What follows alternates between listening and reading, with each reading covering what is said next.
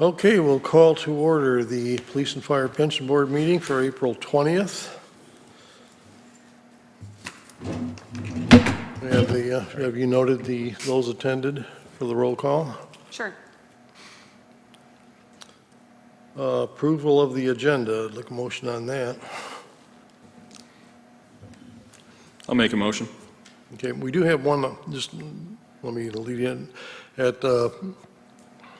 During the meeting, we will have a little discussion on the 401H, which covers certain retirees under their insurance. It's a separate board, but Linda, the finance director, will be here to bring that up. If she doesn't, I will.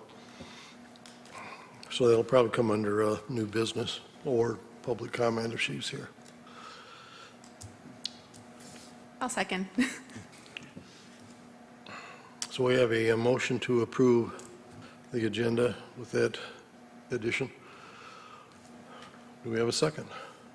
Tammy seconded. Yeah, I made Okay. motion to approve. Motion and second. Any discussion further on the agenda?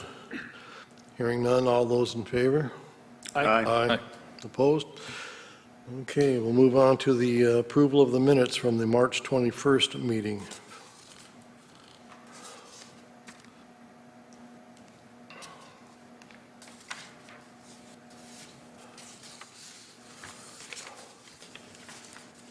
I'll make a motion when everyone's had a chance to review,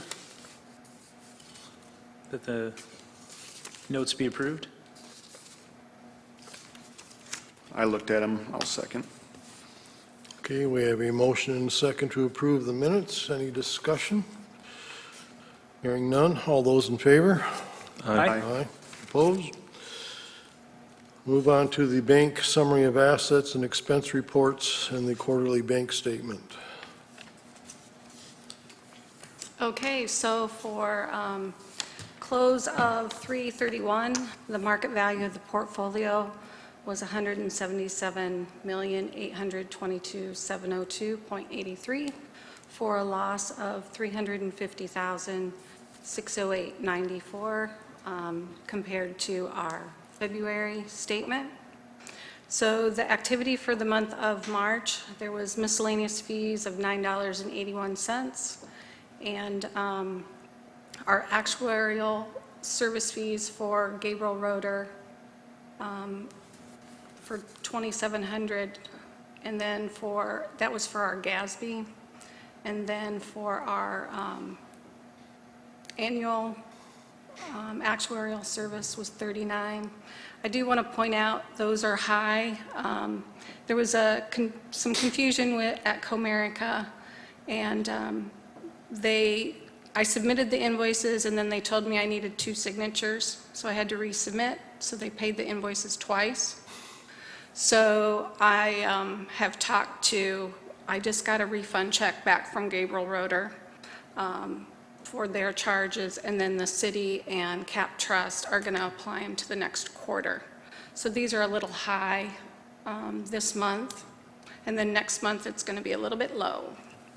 So administrative fee for the city of Battle Creek is $6,000, which covers the first quarter and the second quarter. And then Cap Trust consulting fees is $47,500, which again covers October through December and January through March. And then the bank quarterly statements, that those figures are accurate. So Tracy, a clarifying question on that. Sure.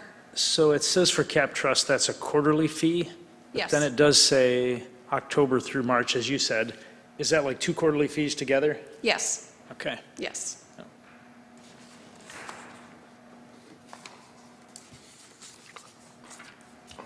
Okay, I'll entertain a motion to accept the bank summary of assets and the quarterly bank statement summary. This is Jake. I'll make a motion to accept the summary of assets and quarterly bank statement. I'll second. Okay, we have a motion and a second. Any discussion? Hearing none, all those in favor? Aye. Opposed? We'll move on to board and administrator reports. I have nothing. Nothing here. Nothing for me. I Jake? have nothing. Chris? Nothing from me. Tracy? Okay. So from our last board meeting, Dalton Turmel, police officer, was hired on March 19th. Paul Lynn passed away on April 5th, and there's a prorated portion for 5 days in April. The final payment of $200 is subject to tax withholdings, and any other elective deductions will be paid on May 1st. Melanie Byer,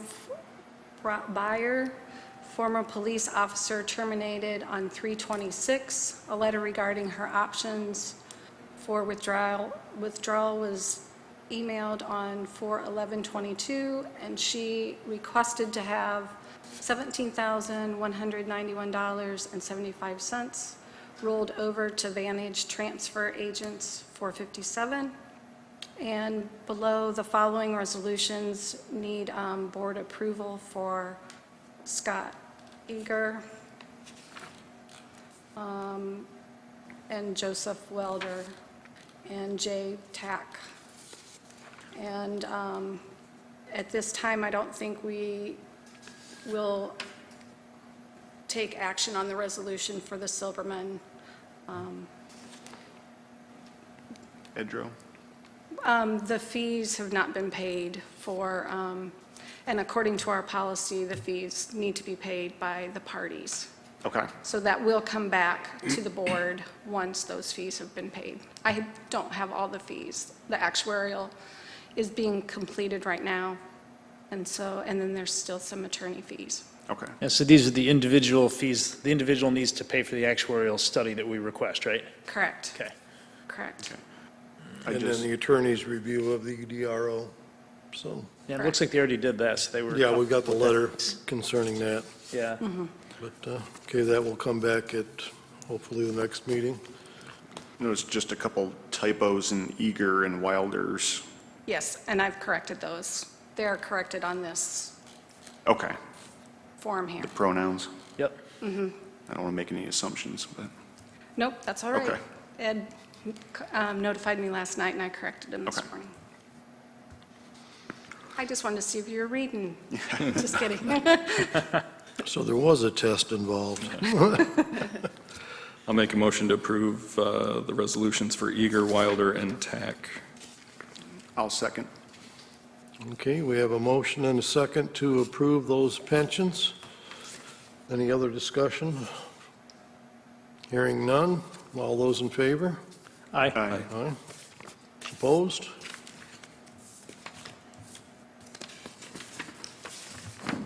None.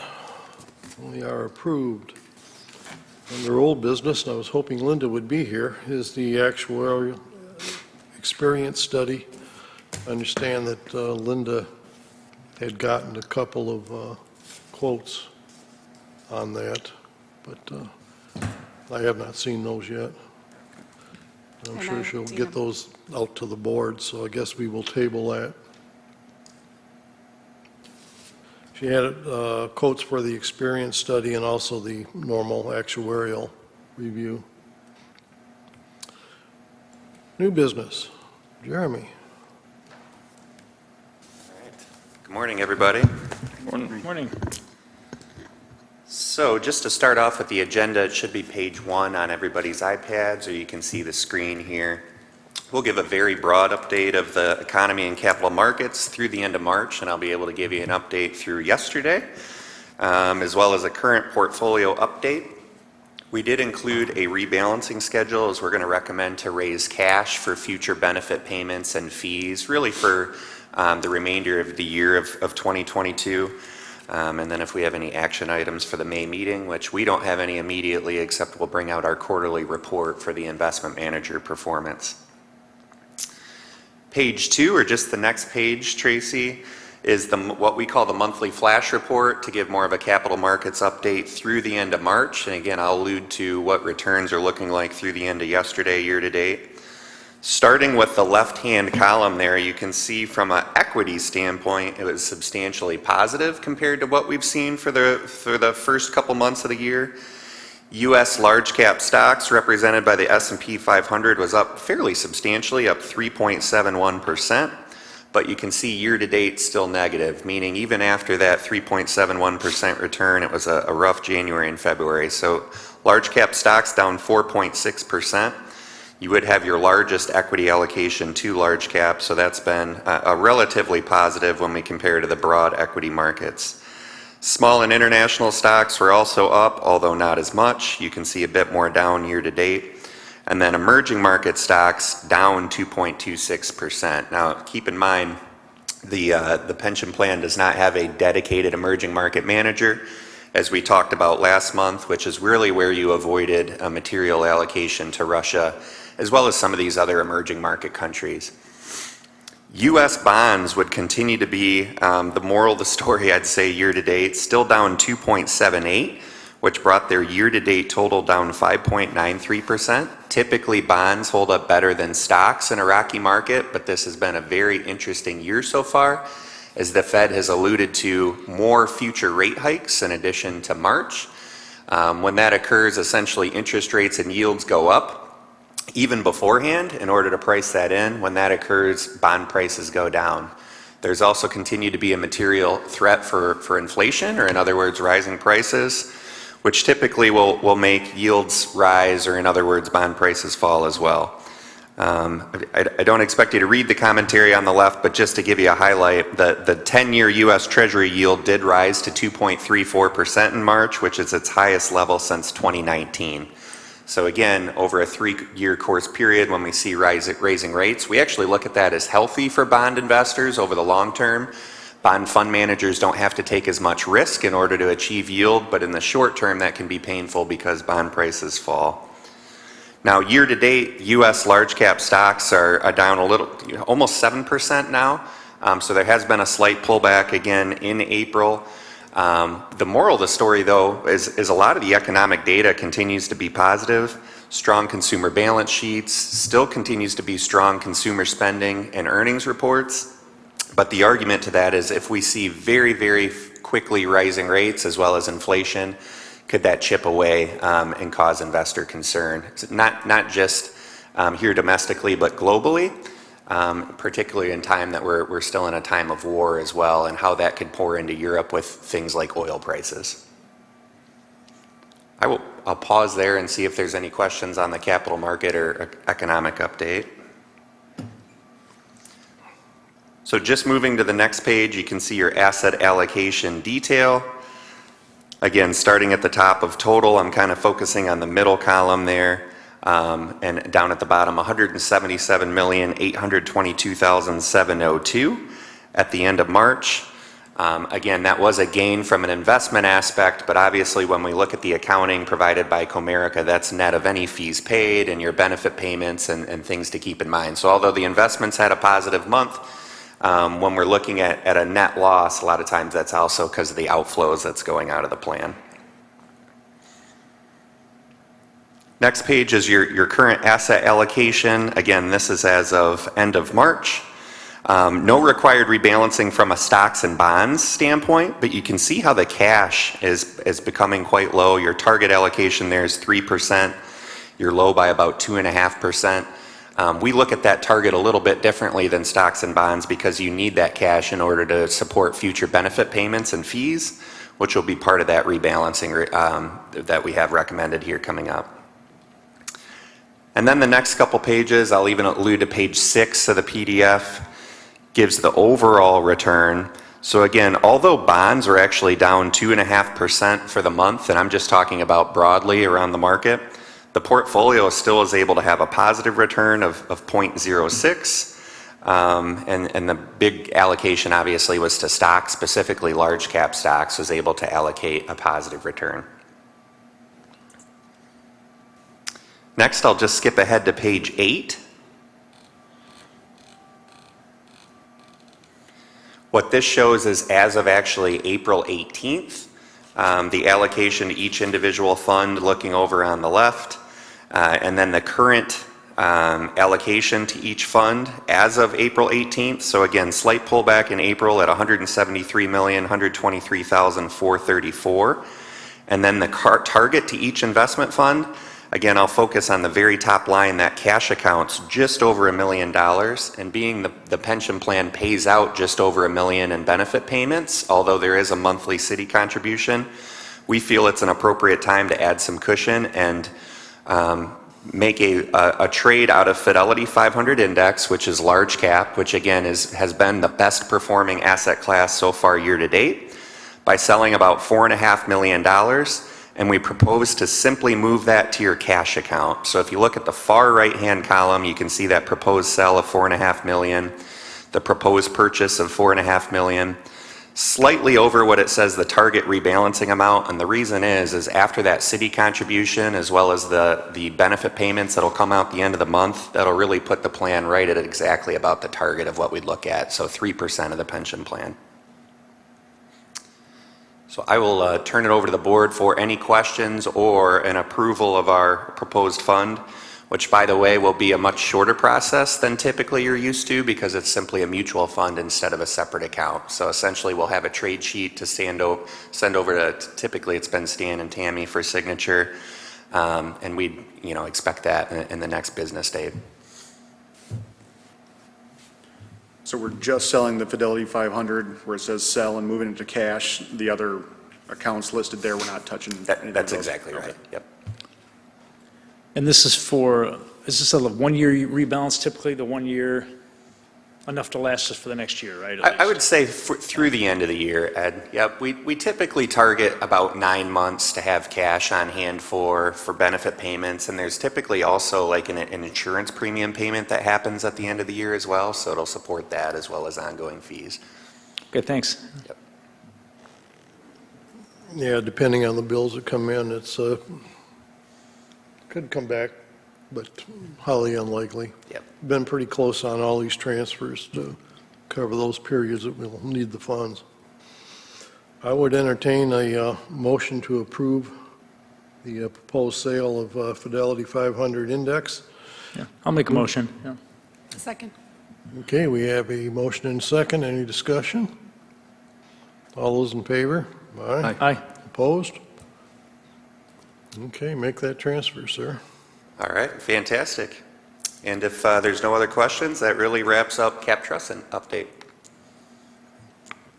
Cool, now we'll have a manager update coming up next month. That's exactly right. Yeah, we'll look at each investment manager in that much more detail. I think a lot of the focus will be on international equities because of our conversations just around Europe in general, as well as these bond managers. Bonds typically can be boring, but in this environment, they've been anything but boring because of rising rates and inflation.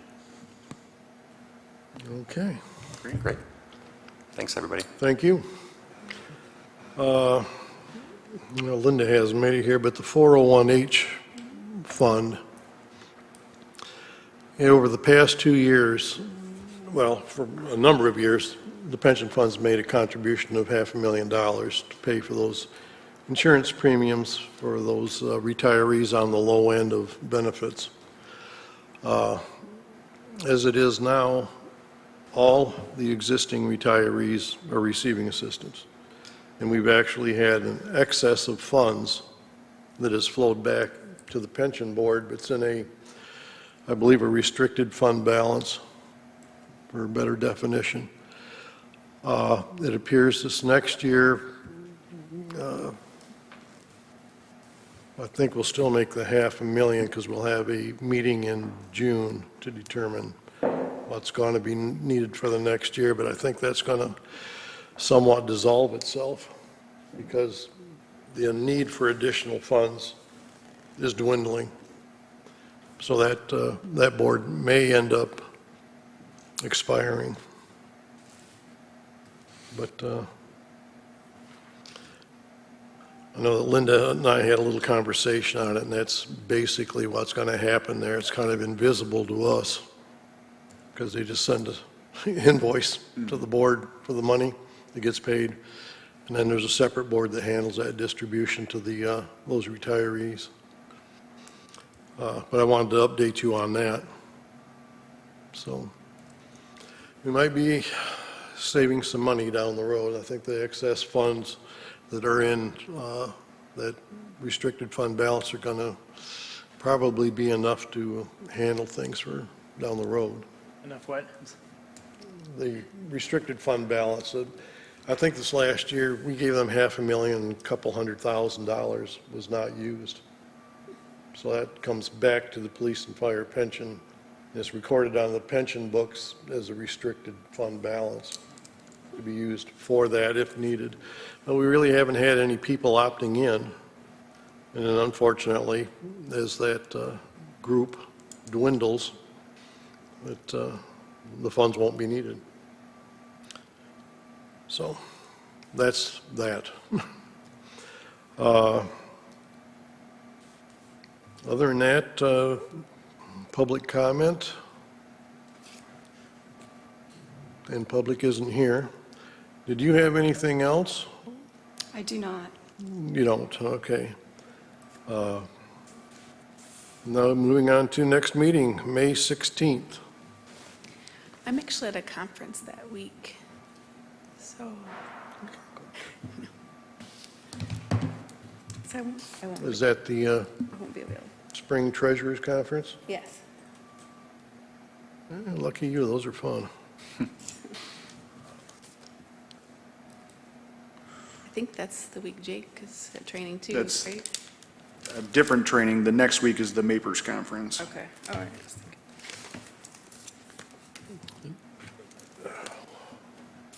Let me see those. Yeah, Mapers, I think, was 20th through 23rd or 24th roughly, right? So That's right.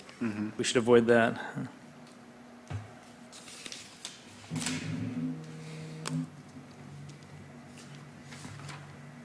I know it's kind of close to this meeting, but would the week before work? Monday, the 9th. I can make that work. Looks like I have the 9th. That's good for me. Yeah, I can make the 9th. But given how close it is to this meeting, should we do middle of the week, like May 11th, or is that bad for folks? Like a Wednesday or Thursday? Wednesday doesn't look good. I could do the 12th, 9 or 12. I can do that as well.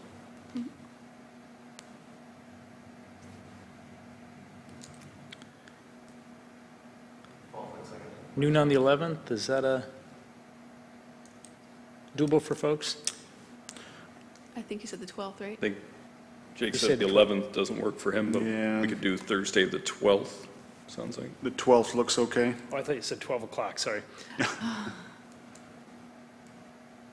Yep, I could do the 12th.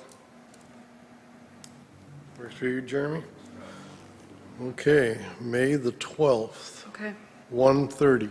okay. Go back to the afternoon. At 1:30? Okay.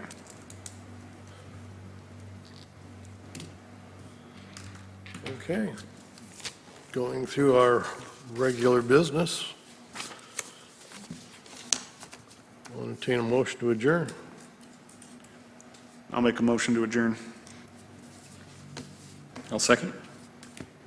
All those in favor, aye? Aye. Aye. Thank you for your attendance today.